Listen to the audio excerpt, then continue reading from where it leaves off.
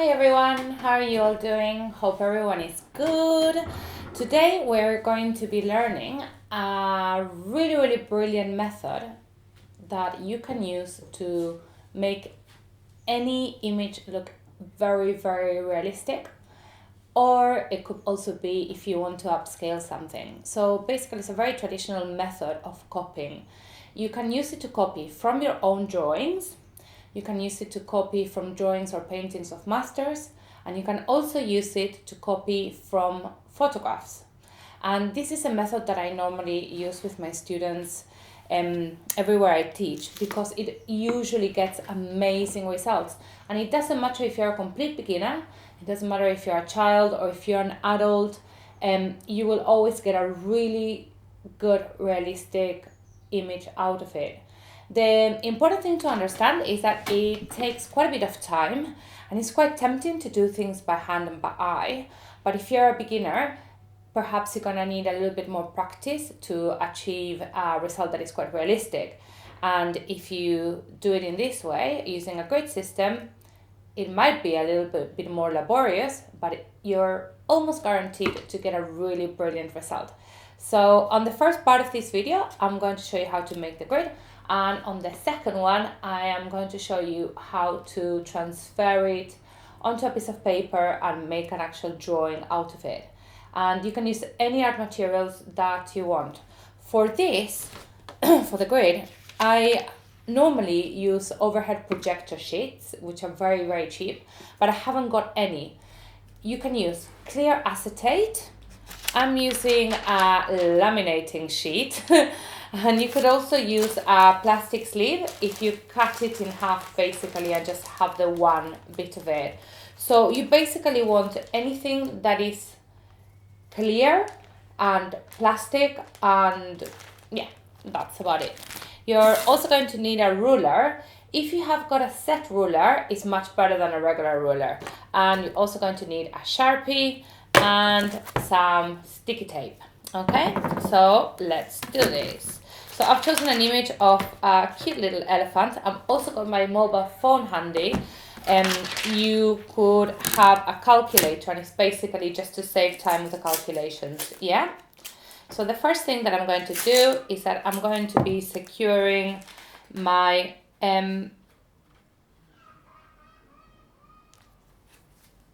piece of plastic to the image so that it doesn't move. Okay. Once I've done that, what I'm going to do is that I'm going to take the measurement, and this is 21.5 centimeters. Whoops! It's a flying Sharpie. So 21.5, that will be 10.5, and I'm going to make a little mark. Hold on.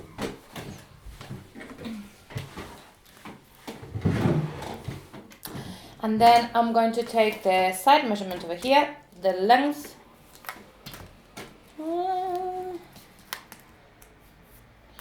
Hold on, actually, I'm going to move it a little bit because my plastic is not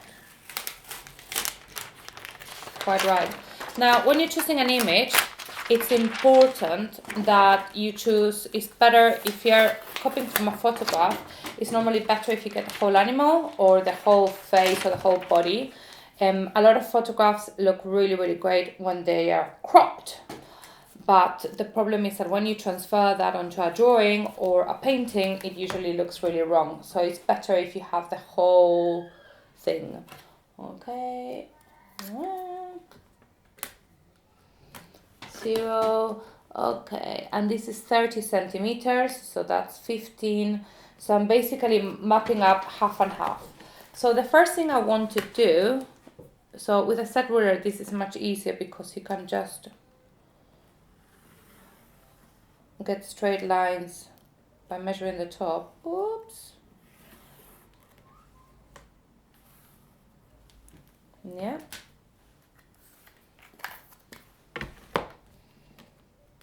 And then I'm gonna do it over here.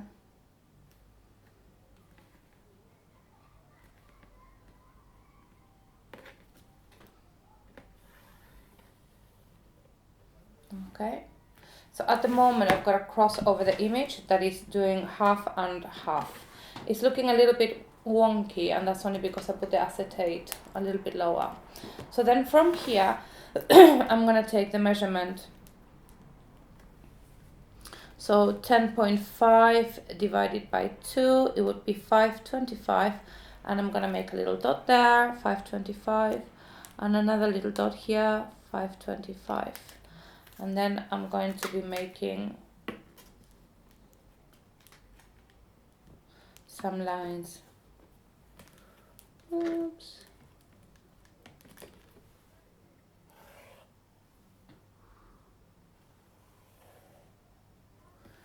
So the amount of lines that you're going to need is going to be depending on the image. If the image is quite simple, you can do a 4x4 grid, which is what I'm doing. And if your image is quite complex, you might need to continue subdividing.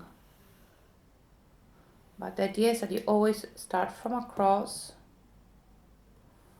and then subdivide. And then I'm gonna turn it up to the side. I'm gonna, so that's 15, that would be 7.5 is half of that. And 7.5.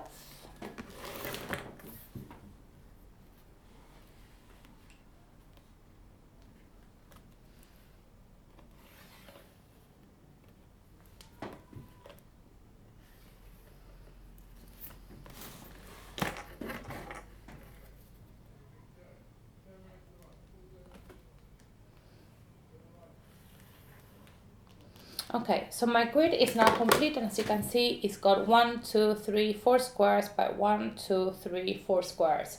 So if your image is very intricate, it's very, very detailed, what you would do is that then you would subdivide these squares into more.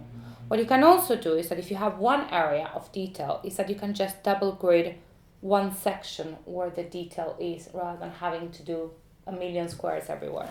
My next step is going to be to trace all of the outlines of the motif that I'm doing.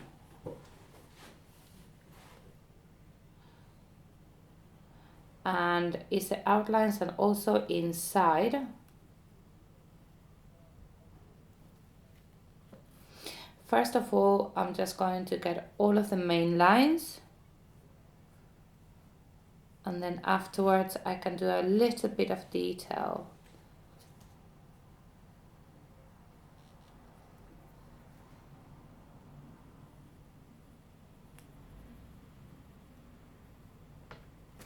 So this method is brilliant if, let's say, you've got a drawing as well that is really, really good, but it's quite small, and you want to transfer it onto canvas or onto paper, and you want to upscale it, make it bigger, and you want it to look exactly the same as what you've drawn. So you can use it for upscaling, your own drawings, working from photographs. You've got so many options.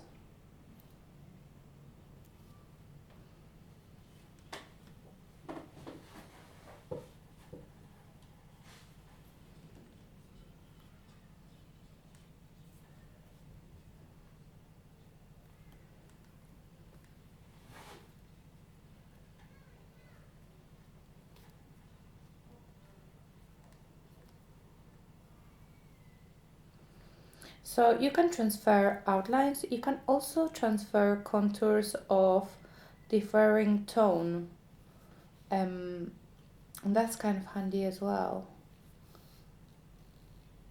So let's say over here I've got a difference in tone.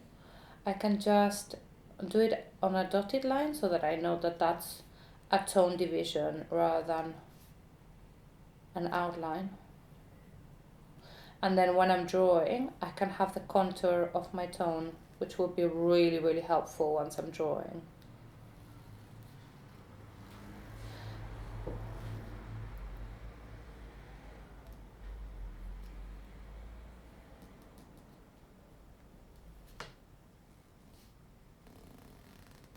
Okay, so now that I've got all the main outlines, I can do a little bit of detail and a little bit of contour.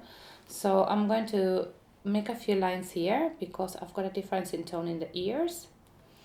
And I'm gonna make one here because there's a difference in the skin, and over here there's a difference of tone as well. And then I'm going to just make a few of the details of the wrinkles. Yeah. And oh god.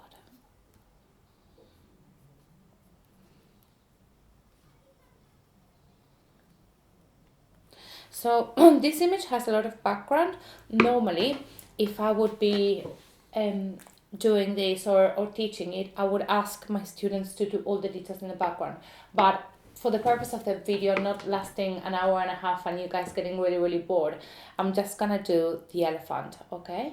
And then if you're doing it at home, you would get all of the other details. So once you've got all of your motif traced in, the next step is going to be to carefully put on a point where the line of your motif intersects the grid. And also, if a line stops somewhere in the middle of the square, so you're basically mapping out the beginning and end of a line. And if a line, let's say, changes drastically, you would make a point there as well every time that happens. So I'm just putting dots everywhere that the line begins, ends, or intersects.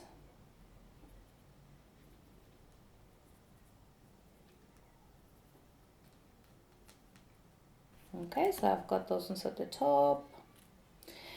This is kind of like one of the most important things because these little points are going to help you to make sure that you get your proportion right when you're transferring the images. And it's very important that you do them. Okay. So everywhere that a line begins and ends. Okay, I think I more or less got it. So I'm going to leave this one here and I'm going to make a second video to show you how to transfer this into your piece of paper and turn it into a drawing. Okay? See you soon.